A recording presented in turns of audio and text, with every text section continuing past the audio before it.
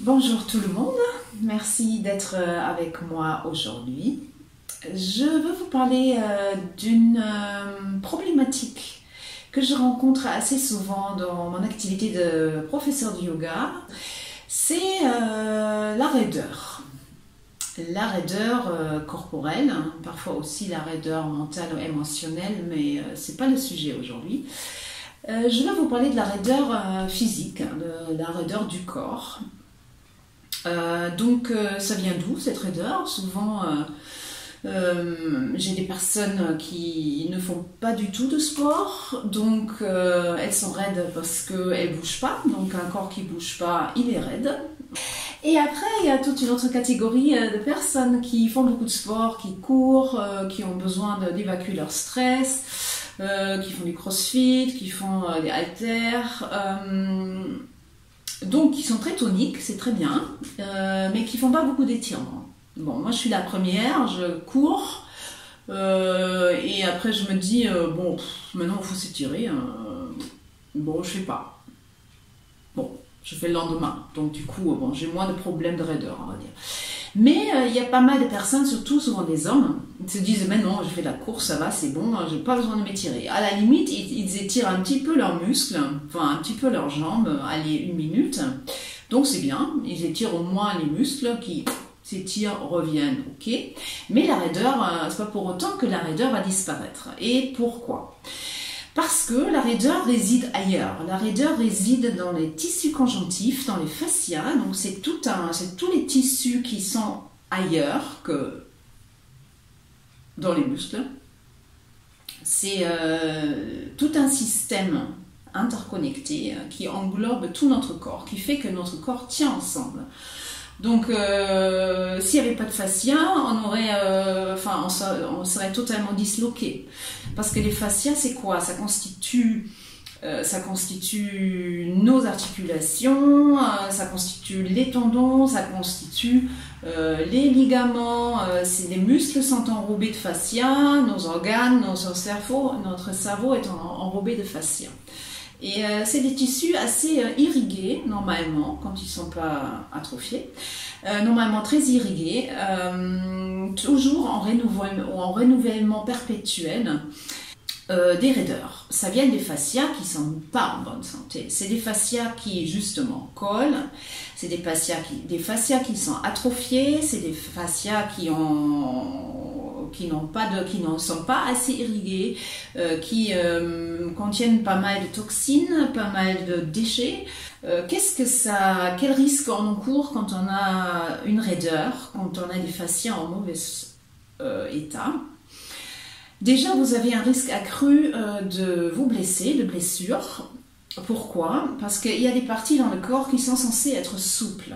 Parce que pour que notre corps fonctionne d'une manière biomécaniquement correcte et d'une manière stable, on a besoin de parties souples et de parties stables. Quand on regarde les pieds, ici les orteils, quand vous voulez courir, vous avez besoin d'avoir des orteils souples.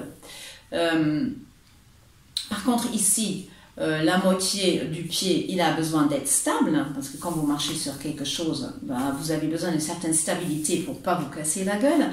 Ici, la cheville a besoin d'être souple, donc déjà ici, quand on regarde, il y a beaucoup de personnes qui ont des chevilles très très raides. Et qu'est-ce qui va se passer? Le corps va essayer de compenser. Il va essayer de compenser avec ici ces articulations ici du pied, du midfoot, du milieu du pied, hein, au niveau des métatarses, ou il va essayer de compenser ici par le genou qui a d'habitude besoin d'être stable. Mais du coup, puisqu'ici on est raide, il va essayer le genou, l'articulation du genou, le corps va essayer de compenser, donc de fournir plus de mobilité à la jambe, ce qui est très mauvais parce que le genou a besoin de stabilité.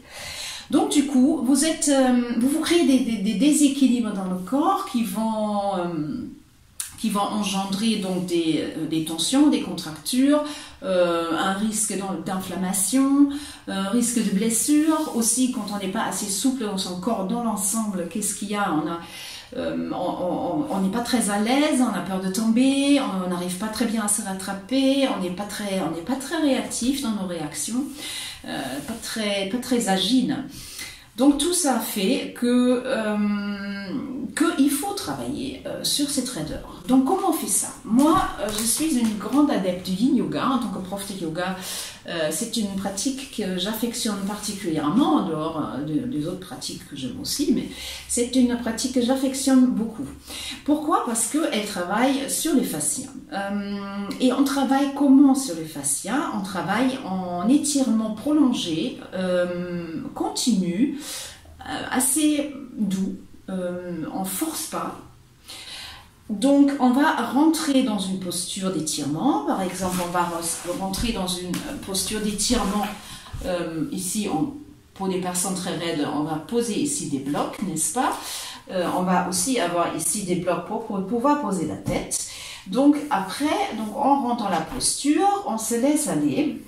Et au fur et à mesure, on sent que les fascias ici du dos, que les fascias ici dans les hanches, que les fascias ici à l'intérieur des cuisses, tout va commencer à se délier, à se détendre. Donc, on sent que le corps s'adapte. Donc, pardon, ça va nous permettre d'aller de plus en plus loin dans la posture. Donc, c'est des postures qu'on tient entre 2, 3, 5 minutes.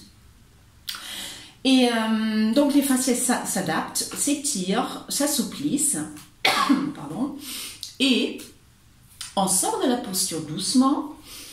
Et du coup, qu'est-ce qui se passe? Parce qu'on a étiré ces tissus, on a donné une impulsion électrique à ces tissus qui va provoquer que les fascias vont créer des nouvelles fibres, des nouvelles cellules et en même temps vont évacuer tous ces déchets et ces toxines qui se sont accumulées dans ces tissus atrophiés. Et on travaille en plus, ce qui est encore un petit plus très pas négligeable. On travaille en plus sur notre système énergétique, on travaille sur les méridiens, puisque des chercheurs ont prouvé l'existence des méridiens qui passent justement par les fascias. Et en travaillant, en étirement sur ces tissus, on rééquilibre tout notre système énergétique. Et d'ailleurs, on le sent quand on sort d'une posture de Yin Yoga, on ressent l'énergie circuler, on ressent un sentiment de bien-être, on a un apaisement intérieur, mental, émotionnel. Donc quand on pratique le Yin Yoga régulièrement, on arrive vraiment à calmer, à être beaucoup plus calme au quotidien, en dehors d'être plus souple, effectivement. Donc, je vous invite, parce que je fais un atelier de Yin Yoga, le 23 novembre, c'est un samedi. On sera un petit groupe, parce qu'on n'a pas un espace très grand, donc ce sera assez confidentiel et je peux m'occuper de chaque personne. N'hésitez pas à me contacter si vous voulez avoir plus de renseignements. Vous serez les bienvenus et c'est une pratique qui est adaptée à tout niveau. Voilà. Merci de m'avoir écouté. À très bientôt. Namasté.